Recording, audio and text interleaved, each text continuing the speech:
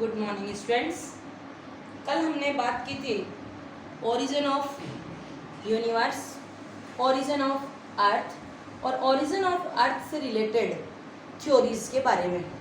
ठीक है, एक बार थोड़ा सा उन्हें मैं रिवाइज करते हुए आपको बताती हूँ कि ओरिजिन ऑफ लाइफ है, उसके लिए डिफरेंट थ्योरीज हैं वो दी गई थी।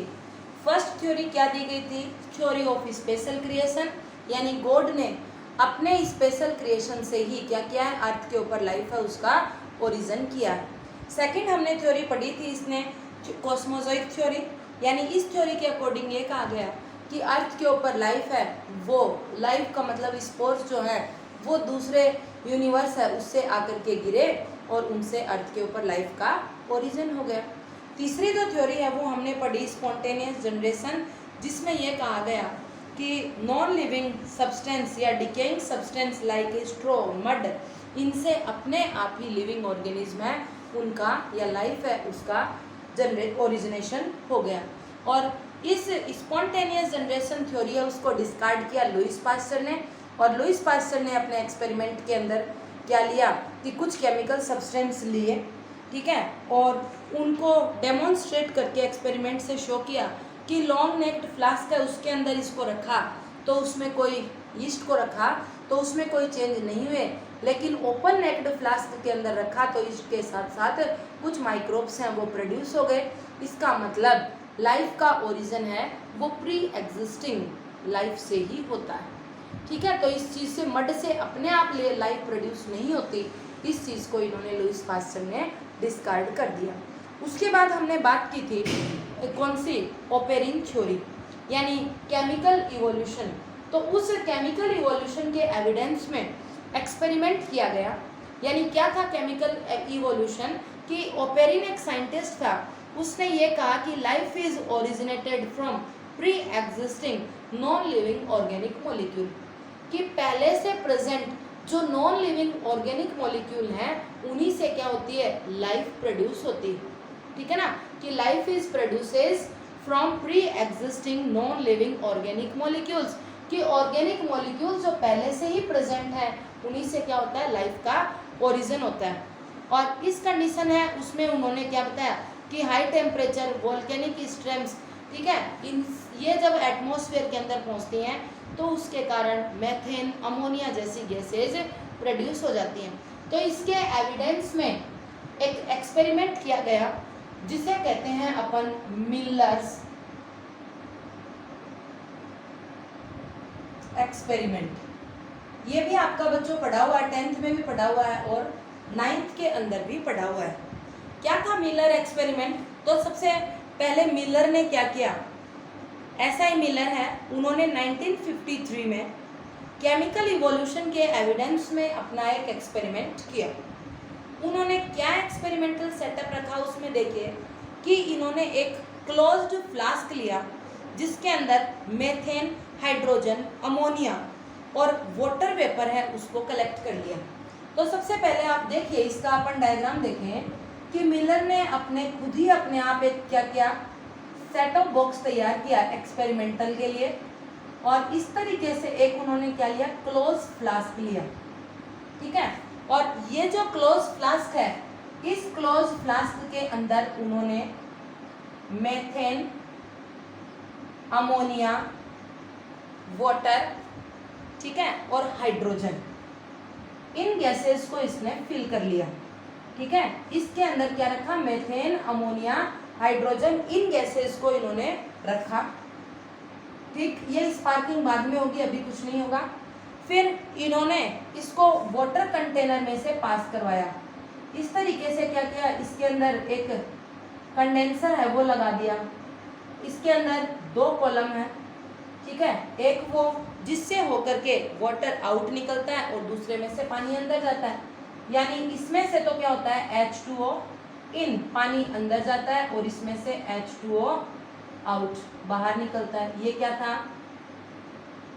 कंडेंसर था। कंडेंसर क्या होता है, जो इसको कूल डाउन करने का काम करता है।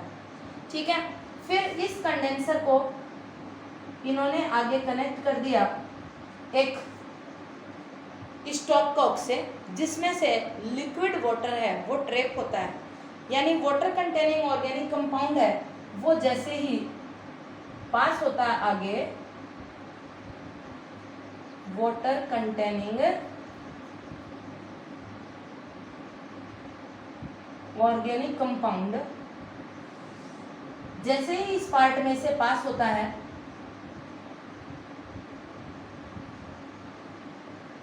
ठीक है, तो इस पार्ट के ऊपर क्या लगा होता है, लिक्विड वाटर को ट्रैप करने वाला एक सिस्टम लगा होता है। ठीक है, ये यहाँ क्या है, लिक्विड वाटर ट्रैप। ठीक है, लिक्विड वाटर को ट्रैप करने वाला सिस्टम लगा है। फिर यहां से इस फ्लास्क का कनेक्शन एक इस तरीके के चैम्बर के साथ है जिसके अंदर वाटर बॉयल होता है। ठीक, इसके अंदर फुल क्या फिल करेंगे अपन, बॉइलिंग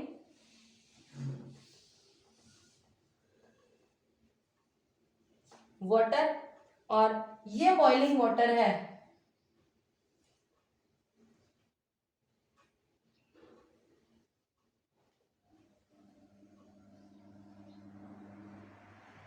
ठीक, इस तरीके से इसके अंदर यहाँ क्या लगा है, एक वैक्यूम पंप लगा है।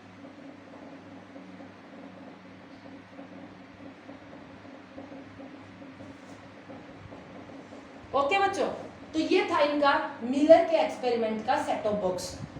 क्या इन्होंने सेटअप किया अपने एक्सपेरिमेंट के लिए कि एक क्लोज्ड फ्लास्क लिया, उस क्लोज्ड फ्लास्क के अंदर मेथेन, अमोनिया, हाइड्रोजन और वाटर इनको फिल कर लिया। ठीक है, और लगभग 800 डिग्री सेल्सियस है, इसके ऊपर वाटर वेपर है, उसको इसमें से पास करवाया। ठीक है, तो इन्होंने क्या देखा कि जैसे ही यहाँ से क्या किया, ये बॉइलिंग वाटर है, ये बॉइलिंग वाटर इतना ज़्यादा बॉइल्ड है कि इसके ऊपर 800 डिग्री सेल्सियस टेम्परेचर है, वो इस वेपर के अंदर प्रेजेंट है। और जैसे ही ये वेपर यहाँ पहुँचती है इस क्लोज्ड फ्लास्क के अंदर, तो मेथेन, अमोनिया, हाइड्रोजन और वाटर इन सब की रिएक्शन होकर के यहाँ क्या शुरू हो जाती है, स्पार्किंग स्टार्ट हो जाती है।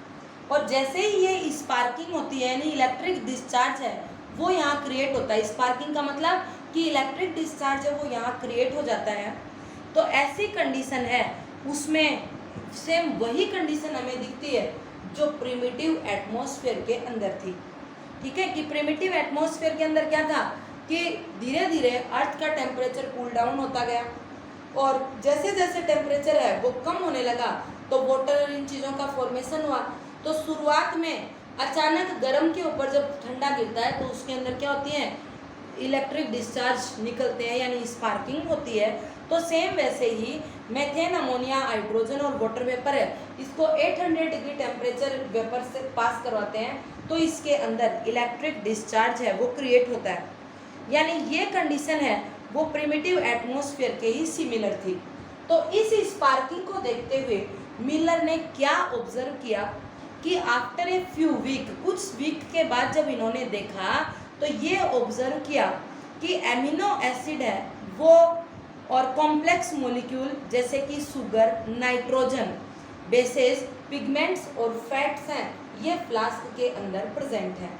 ठीक है ना, यानी जब इन्होंने क्या देखा कि ये स्पार्किंग होती है तो आफ्टर ए वीक, यानी लगभग एक वीक के बाद, ठीक है ना, लगभग एक वीक के बाद इन्होंने क्या ऑब्जर्व किया कि इस फ्लास्क के अंदर complex molecule like sugar, nitrogenous bases, short में लिख दिया मैंने, ठीक है, शुगर, नाइट्रोजनस बेसेस, पिगमेंट्स और फैट्स, ठीक है ना, फैट्स, पिगमेंट्स, ये प्रेजेंट हो जाते हैं। तो इन्होंने मिलर ने डाला तो केवल simplest compound methane, ammonia, water और हाइड्रोजन, लेकिन एक वीक बाद देखा तो इनसे क्या क्या बन गई, शुगर, नाइट्रोजनस बेस, फैट और डिफरेंट पिगमेंट्स हैं, उनका फॉर्मेशन हो गया। तो इस फॉर्मेशन के बेस पे मिलर ने क्या कंक्लूजन निकाला कि अपने एक्सपेरिमेंट से इन्होंने ये प्रूव कर दिया कि केमिकल सब्सटेंस हैं अगर पहले से प्रेजेंट हैं तो उन्हीं से कॉम्प्लेक्स केमिकल सब्सटेंस का फॉर्मेशन होता है। यानी मेथेन, अमोनिया, हाइड्रोजन और वाटर ये पहले से प्रेजेंट हैं, तो इन्हीं से sugar, nitrogenous base, fat molecules और पिगमेंट्स हैं, इनका फॉर्मेशन होता है। ठीक है, तो ये एक्सपेरिमेंट पहला तो क्या निकला कि थ्योरी ऑफ केमिकल ओरिजिन है, वो ये प्रूव करती है कि पहले से प्रेजेंट केमिकल से ही कॉम्प्लेक्स केमिकल्स का फॉर्मेशन होता है। सेकंड, ये प्रूव करती है कि first non cellular form of life was created about 3 billion year ago, क्योंकि हम जानते हैं सुगर, नाइट्रोजनस बेस, फैट ये क्या है, लिविंग थिंग्स के कंपोनेंट्स हैं। ठीक है ना, तो इससे ये प्रूव हो गया कि first non cellular form of life है वो लगभग मिलर के एक्सपेरिमेंट के दौरान यानी कि 3 बिलियन ईयर अगो पहले ही पता चल गई।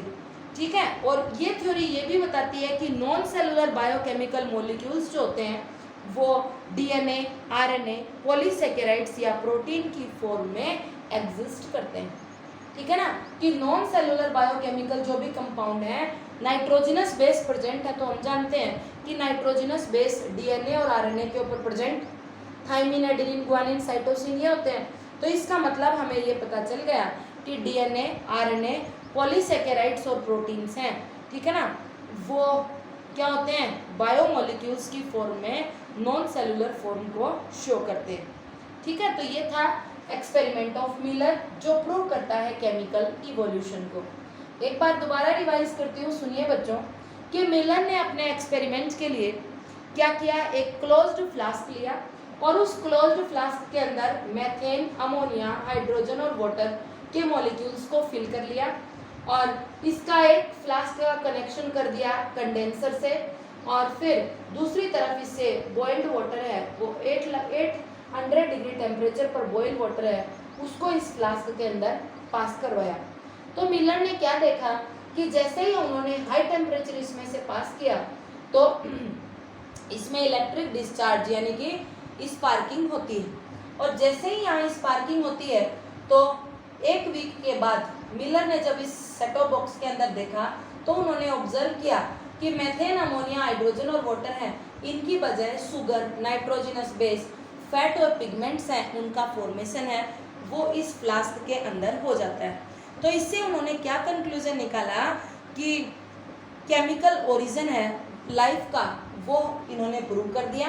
दूसरा कंक्लूजन निकाला कि first non cellular form of life was created about 3 billion year ago, यानी कि नॉन सेलुलर जो लाइफ है वो 3 बिलियन ईयर अगो पहले ही क्रिएट हो गई, और नॉन सेलुलर बायोमोलिक्यूल्स हैं वो डीएनए, आरएनए, पॉलीसेकेराइड्स या प्रोटीन मॉलिक्यूल की फॉर्म में पाए जाते हैं।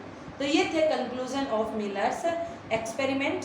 उसके बाद नया टॉपिक है आपका फॉर्मेशन ऑफ फर्स्ट सेल, कि सबसे पहले फर्स्ट सेल का फॉर्मेशन कैसे हुआ। ठीक है, कि मिलर ने एक्सपेरिमेंट कर दिया, सुगर, नाइट्रोजनस बेस, फैट इनके बारे में तो पता चल गया, लेकिन फर्स्ट जो लिविंग सेल है उसका फॉर्मेशन कैसे हुआ। तो फर्स्ट जो नॉन सेलुलर लाइफ फॉर्म है वो 3 बिलियन ईयर को पहले ओरिजिनेट हो गई। ठीक है, और इसके अंदर आरएनए, प्रोटीन, पॉलीसेकेराइड्स ये जो मॉलिक्यूल्स हैं ये भी प्रेजेंट थे। तो लाइफ की जो फर्स्ट सेलुलर फॉर्म है वो ऑलमोस्ट 2000 बिलियन ईयर अगो पहले ही फॉर्म हो गई। इसका मतलब ये पता चलता है कि एक्वेटिक इन्वायरमेंट में सिंगल सेल और फर्स्ट सेल है वो फॉर्म हुई है।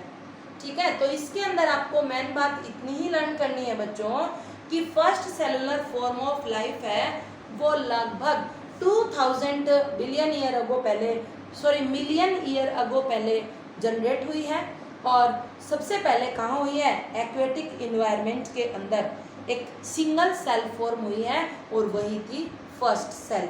ओके, उसके बाद नेक्स्ट टॉपिक है एविडेंस फॉर इवोल्यूशन, कि अर्थ के ऊपर लाइफ का जो इवोल्यूशन है, ठीक है, इवोल्यूशन का मतलब उद्विकास, किस तरीके से लाइफ है वो डेवलप हुई है, डेवलपमेंट की अपन बात करते हैं तो वो डेवलपमेंट किस तरीके से हुआ है उसको बताने के लिए उस डेवलपमेंट को शो करने के लिए बहुत सारे एविडेंस दिए गए हैं, तो उनको अपन वन बाय वन करके स्टडी करते हैं। तो नेक्स्ट टॉपिक है अपना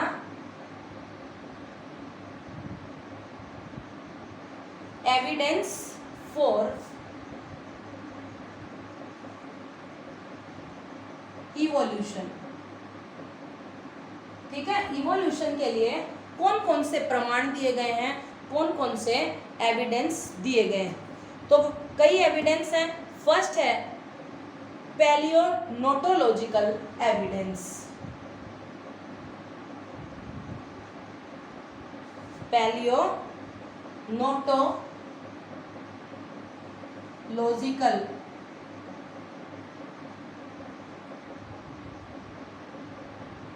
evidence. What is palaeontological evidence? उससे जानने से पहले अपन बात करते हैं सबसे पहले कि व्हाट इज पैलियोनोटोलॉजी। ठीक है ना, पैलियोनोटोलॉजी क्या है?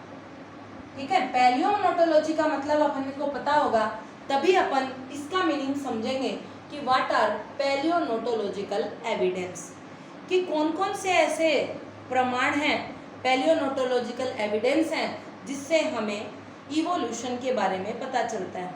तो बच्चों, the branch of science in which we study about, या अपन सीधा कहते हैं स्टडी ऑफ फॉसिल्स।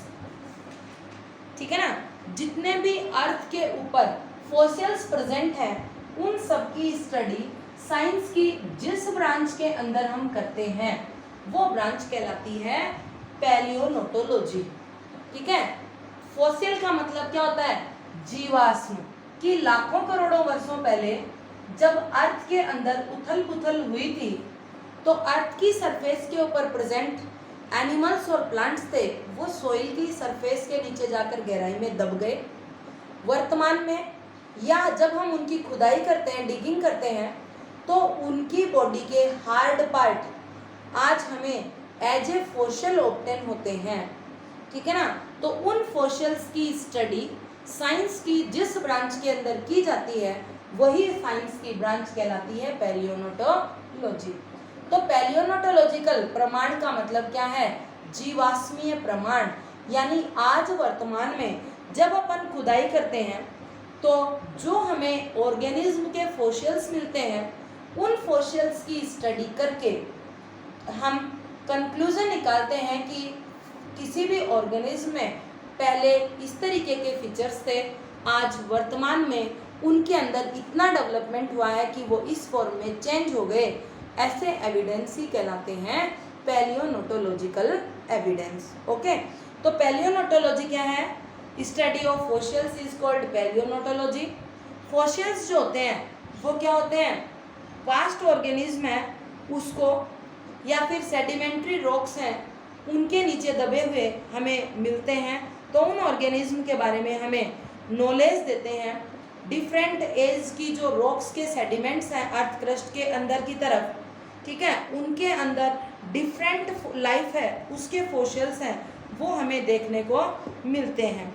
ठीक है, और ए वैरायटी ऑफ फॉसिल्स जो होती है वो मॉडर्न ऑर्गेनिज्म की, ठीक है, एक्सटिंक्ट ऑर्गेनिज्म है उसके अकॉर्डिंग हम ऑब्जर्व कर सकते हैं। और different sedimentary layers of the earth है, उसकी ज्योग्राफिकल टाइम में जब अपन स्टडी करते हैं तो ऑर्गेनिज्म है उनके अंदर भी क्या मिलते हैं?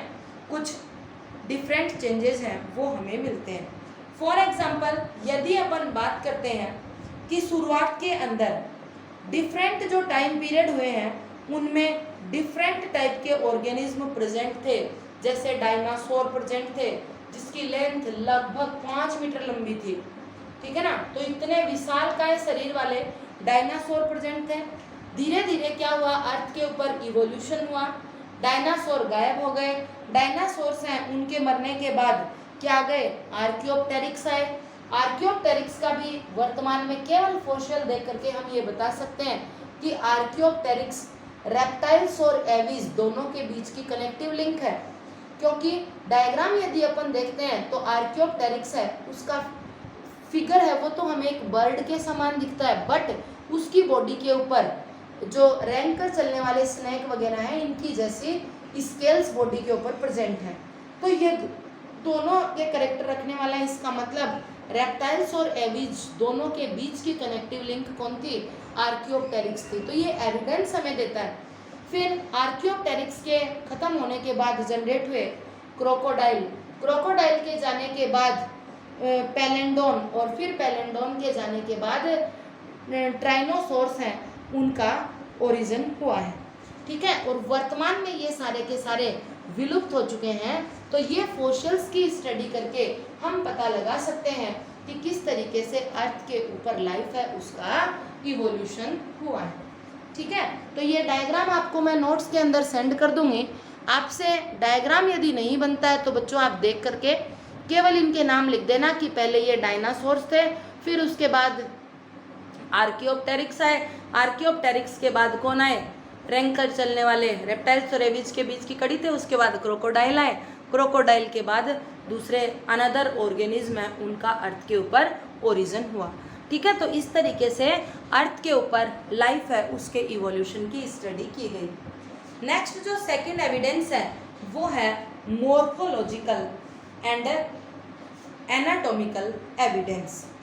ठीक है, मॉर्फोलॉजी का मतलब क्या है? ये तो था पैलेंटोलॉजिकल एविडेंस। सेकंड है मॉर्फोलॉजिकल एविडेंस। मॉर्फोलॉजिकल एविडेंस का मतलब क्या है कि मॉर्फोलॉजी का मतलब है आउटर स्टडी।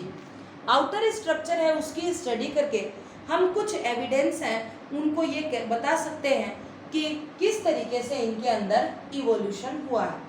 इसमें आपके बच्चों दो वर्ड आते हैं, एक तो आता है होमोलोगस ऑर्गन और एक आता है एनालोगस ऑर्गन।